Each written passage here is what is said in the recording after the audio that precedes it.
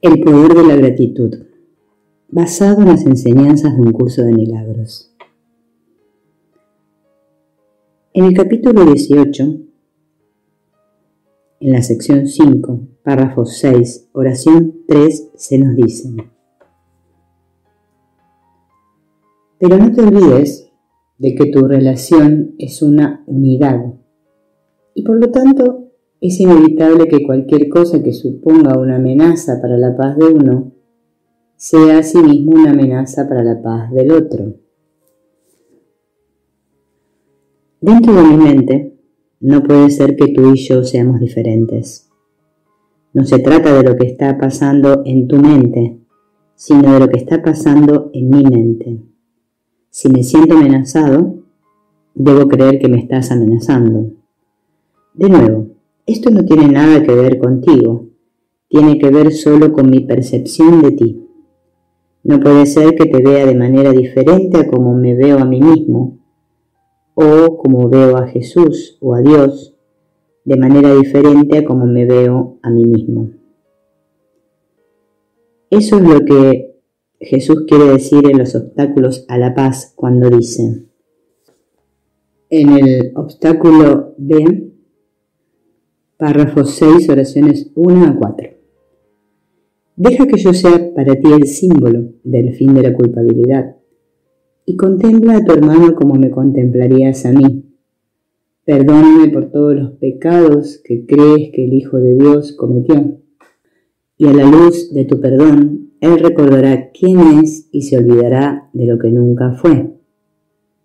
Te pido perdón, pues si tú eres culpable, también lo tengo que ser yo. Obviamente Jesús no quiere decir que es culpable por sus propios pensamientos. Significa que en nuestra mente nosotros nos percibimos como culpables. Y si nos percibimos como culpables, también debemos ver a Jesús como culpable. Pero al entregarle nuestra culpa, por lo tanto, pensamos que mágicamente nos volvemos inocentes. No puede ser de otra manera. Por eso el mundo lo odia, porque nos odiamos a nosotros mismos. Así que en nuestra mente no solo estamos encarcelados en este mundo, sino que Él está encarcelado en este mundo con nosotros. En mi mente, si soy culpable, pecador y hay algo terrible en mí, debe ser que Jesús me quitó la inocencia, lo que significa que ahora es tan culpable como yo. No puede ser, dentro de mi sistema de ego, que Él sea el mismo que yo. Él debe ser diferente del sistema de pensamiento del ego. Entonces, si yo soy culpable, Él debe ser la luz de la inocencia. Y si Él es la luz de la inocencia y yo soy culpable, debe ser que Él me quitó mi inocencia. Por lo tanto, Él es tan culpable como yo. Por eso, si me odio a mí mismo, debo odiarlo. Si creo en el sufrimiento y el sacrificio, debo creer que Él cree en el sufrimiento y el sacrificio. Pero luego olvido que soy yo quien lo cree y le echo la culpa a Él. El ego siempre intentará hacerme creer que soy diferente, pero la verdad es que somos lo mismo.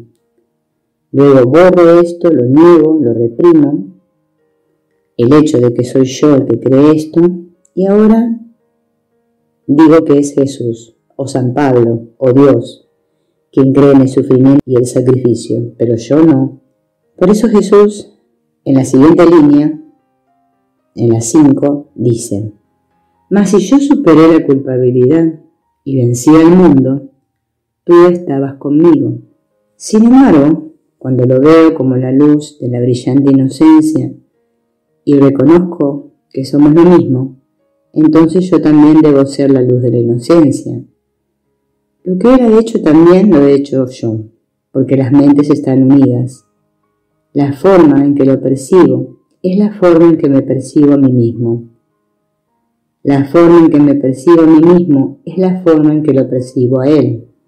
Y en la línea 6 continúa: ¿qué quieres ver en mí?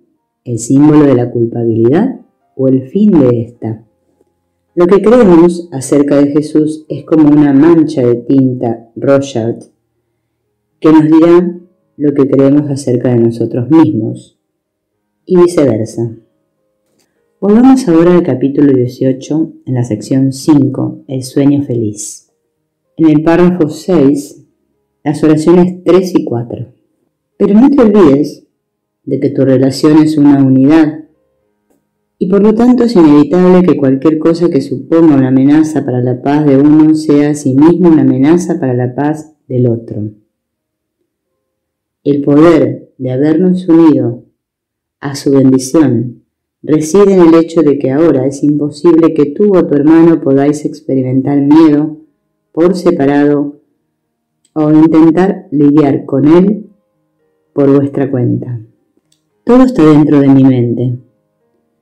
Si estás teniendo el mismo ataque de ego que yo, y yo tengo miedo y estoy enojada, obviamente estoy reforzando lo que crees. Al igual que tú, al estar enojado y temeroso, estás reforzando lo que creo. Sin embargo, si cambio de opinión, entonces tu mente ya cambiará, porque las mentes son una. Pero aún no puedo optar por aceptarlo.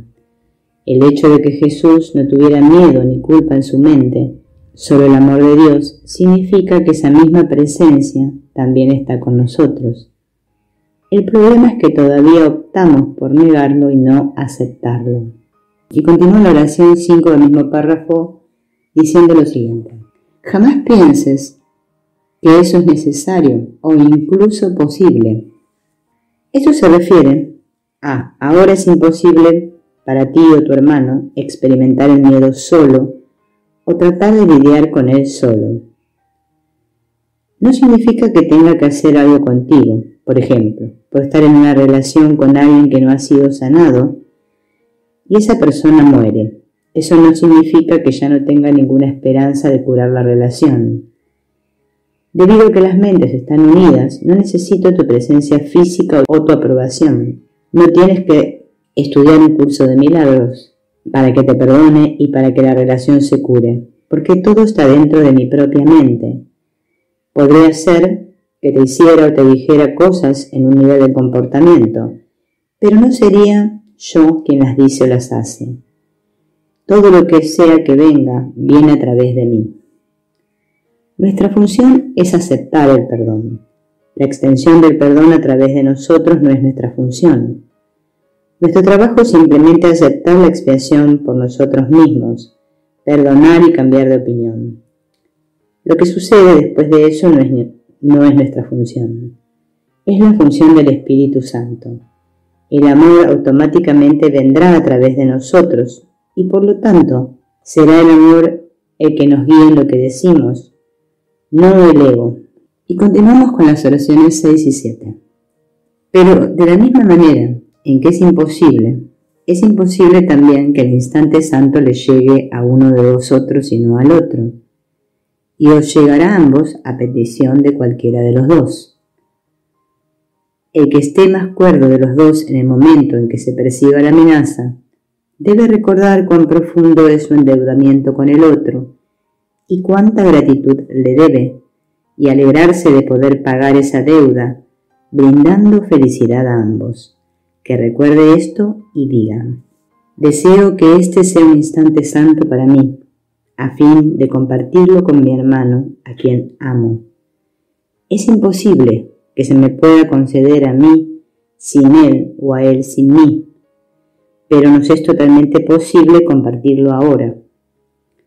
Elijo por lo tanto ofrecerle este instante al Espíritu Santo para que su bendición pueda descender sobre nosotros y mantenernos a los dos en paz. El punto final aquí es que las mentes están unidas. Por lo tanto, esto no significa que ambas personas tengan que estar de acuerdo en un nivel consciente o sentirse pacíficas y perdonadas. No significa que la otra persona tenga que saber lo que está pasando en mi mente.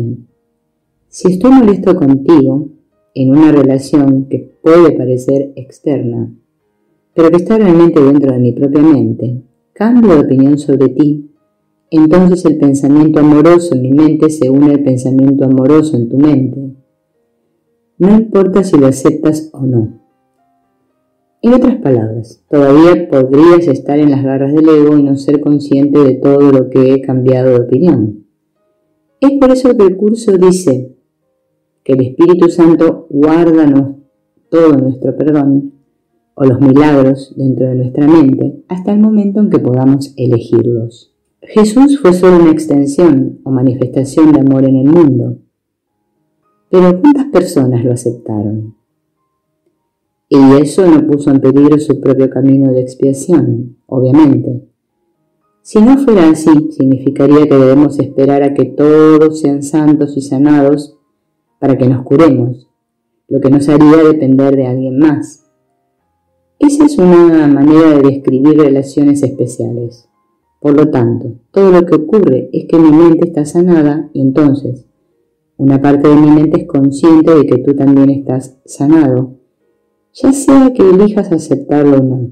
Eso es lo que quiere decir el Manual para Maestros cuando discute la curación y hace la pregunta: ¿se debe repetir la curación? La respuesta es que no, porque una vez que se ofrece la curación en el último nivel, debe aceptarse, ya que las mentes están unidas.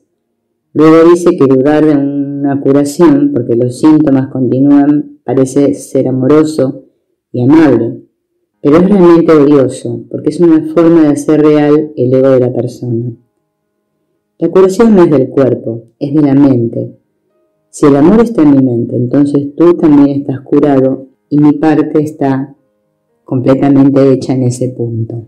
Y vamos a pasar al párrafo 7. Este es el anfitrión de Dios que tú has engendrado.